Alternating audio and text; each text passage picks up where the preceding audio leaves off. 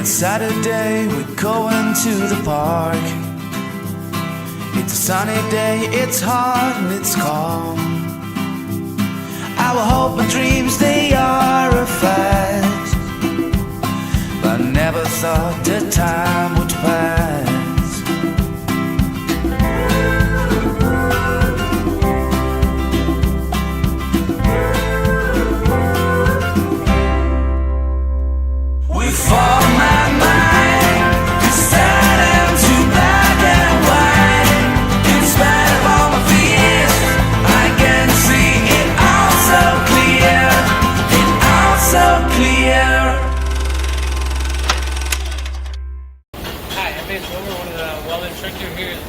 Campus. I want to talk to you about this marble saw, and we're going to go over the safety features of it and then actually how to use it. So the biggest thing is generally when you come over here, it should not look this way. However, there's times it does, and that's what I wanted to kind of address today. The students that just cut stuff, they leave stuff around, and they don't sweep up after themselves, don't clean up after themselves. You can see all the stuff in here. This should all go in the hopper or go in the trash or the dumpster. We come around here too as well. You can see there's never no sweeping going on here, no cleaning up. But when we're done, right in here, I want to give you a view of what's in there. If you can see in the front there, you can see that big glob of metal right there. Well, if that doesn't stay clean, when this thing comes forward, it's going to hit that thing. It'll either throw metal into the saw or the blade, or it'll jam it up. So that's one of the things. So even if a student doesn't know how to clean it up, come and get an instructor. Don't use the saw when it's got a whole bunch of metal in there like that. And then I'm going to show you how to clean this off here too. So this is one of the things where we shut the whole power down and we clean up in there. So that's, I'm not going to show you that right now, but I'll show you just on top of the saw how to keep it clean for the next person that comes.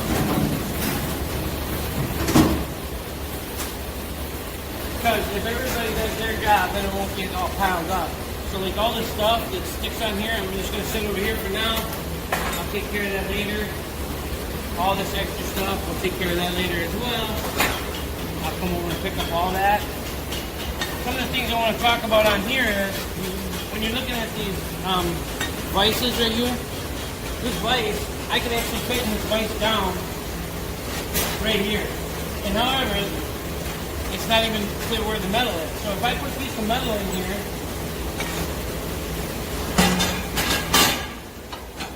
say I put a piece of metal in there, and I shove this up there, and I tighten this, you can see it's not even to where the metal is. So there's a couple things in these clamps I really want to talk about. First of all, when you're sliding and removing it, you got to lift it up, and then it slides real easy. Otherwise, it doesn't want to slide because it's grabbing what it's supposed to be, what it's supposed to grab. So you got to lift it up like that, slide it back and forth. Another thing too is if this slide right here, if this is not on here properly, and let's say that I got this clamp, so I got this all clamped, and that saw comes and cuts, that saw won't quit cutting until right here. It doesn't know that it's already cut, because this thing right here is supposed to tell the saw when to stop. That's why this always underneath there. When you lock it in, and it's tight like that, and this is in there, then when that saw blade comes back, it recognizes that this is here, and the saw will stop right here. That's the safety part. One of the other things too is very, very important is to make sure, just like right now, before I did any cutting, I got this thing sitting on there, and look how much stuff is under there. So it could be not exactly level, it could be not. So we don't want to cut anything until we clean up this mess. So we're gonna take a break. We're gonna clean it up, throw it in the dumpster, come back with a clean tool, and away we go. Now you can go ahead and look in there, and you can see it's all cleaned up, safe, no issues. So now we're gonna put it back on.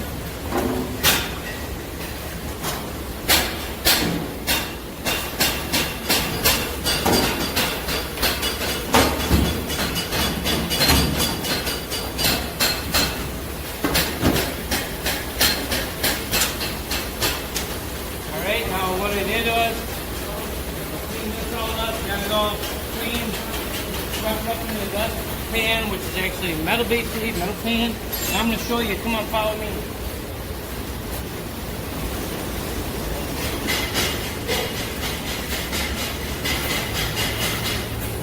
Not going in the garbage. Not going away in the trash can. Going away in the dumpster.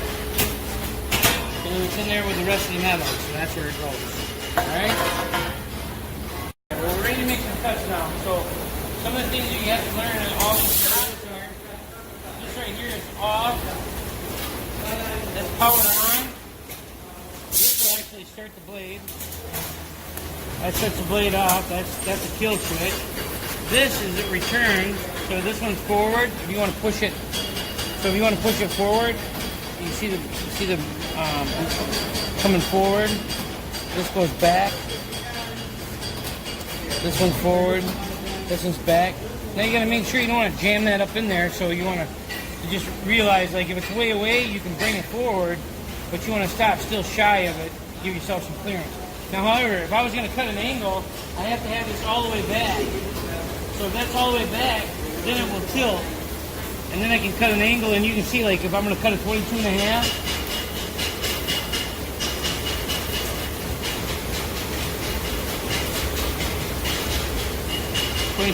right there, I just turned that with this. Now, however, that has to be all the way back.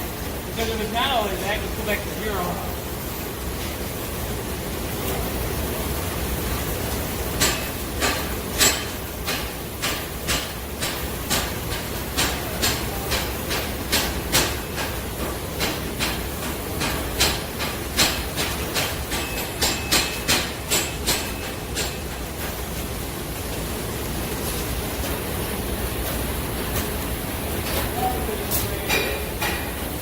Getting all the way back to 0. So, kind of making up his mind right now. There you go. Now, if I push it forward a little bit, and now I try to do it, it ain't going to do nothing. Because it will not do an angle if it's all the way up. It's going to be all the way back. I always leave this, go ahead and give it a good picture of this. I always leave this off, because if I have that on, what it says is if this thing comes and it cuts to this point right here, once it cuts and I know it's done, it shuts off, but then it automatically goes back. I don't like to use that feature, because if I have a piece of metal there or whatever, I want it to cut, and then I want to take out my metal, and then I can just go ahead and push it back. So I just leave that one on. The coolant one we leave on auto, because it's a mister, and it's always coolant. Coolant system, instead of being on flood where you'd have a whole bunch of oil, this is a mister system, so it just kind of comes out in a mist. So this is always straight up. Everything else looks just like this. However, we have blade speed. So with blade speed, we have our cable right here, and I already have this preset for the metal I'm going to cut. But if you're wondering, you can look over here and figure out the thickness and the size. But generally, we're cutting low carbon steel, pretty much always the same.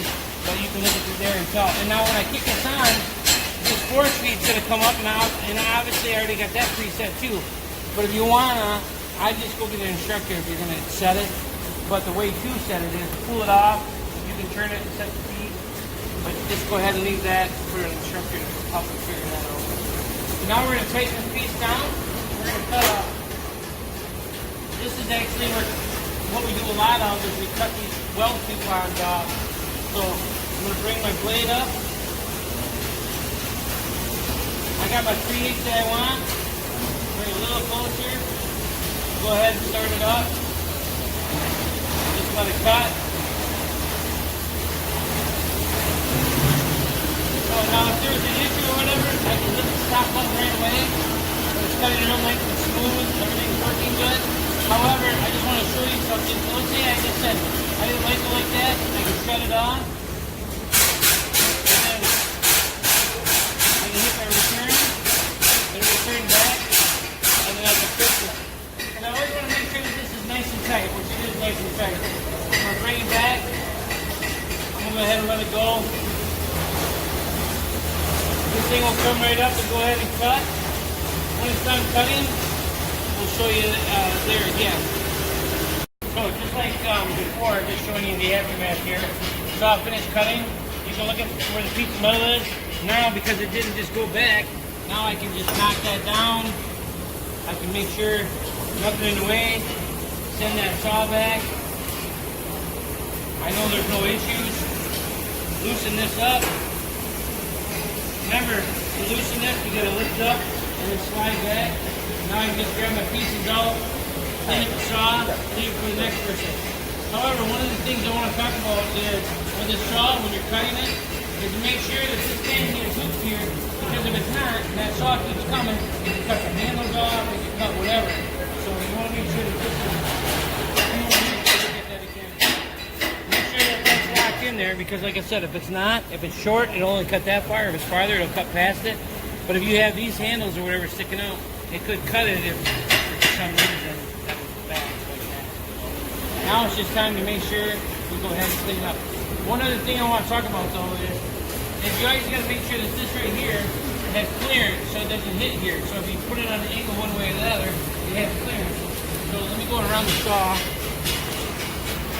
Come on that side.